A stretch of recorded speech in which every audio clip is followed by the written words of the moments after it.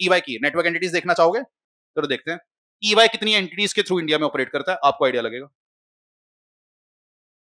तो ये ईवाई का कॉर्पोरेट स्ट्रक्चर आ रहा है जिसमें ईवाई की दुनिया जहान में जितनी भी एंटिटीज हैं सबकी एक लिस्ट आपको दी गई है। तो ये वर्ल्ड वाइड लेवल की लिस्ट है। हम एक बार इंडिया वाली लिस्ट देखते हैं, इंडिया में ईवाई की कितनी एंटिटीज हैं।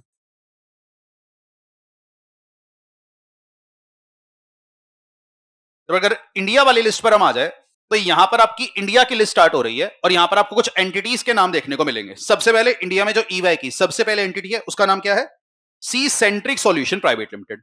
दूसरी एंटिटी आ रही है सी ट्रेंड कंसल्टिंग प्राइवेट लिमिटेड।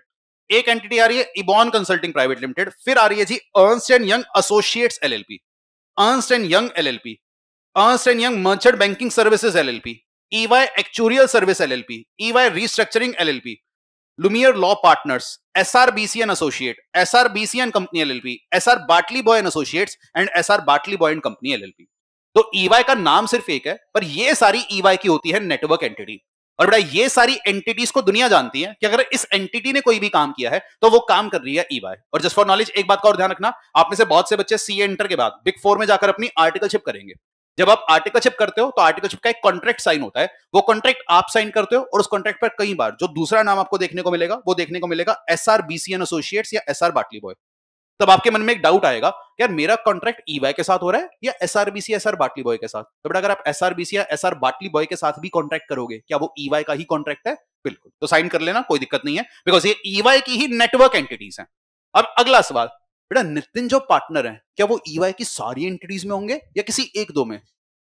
तो आज वो पार्टनर है लेट्स सपोज ईवाई एलएलपी क्या, अर्नस्ट एंड यंग एलएलपी, और इसने रिलायंस का ऑडिट किया था 10 साल के लिए और 10 साल के बाद इसका टर्म हो गया खत्म। अब नितिन कह रहे हैं जी क्या अगले 5 साल मैं Ernst and young associate LLP से ऑडिट करवा लूं? उसके 10 साल पूरे होंगे तो ईवाई रीस्ट्रक्चरिंग एलएलपी से ऑडिट करवा लूं? मैं वहां पर कॉमन पार्टनर भी नहीं हूं पर वो ईवाई का ही ब्रांड नेम यूज करती है। बताओ जी क्या ये अलाउड होना चाहिए? अगर बेटा ये अलाउड हो गया तो क्या फिर से लॉ का पर्पस डिफीट हो जाएगा?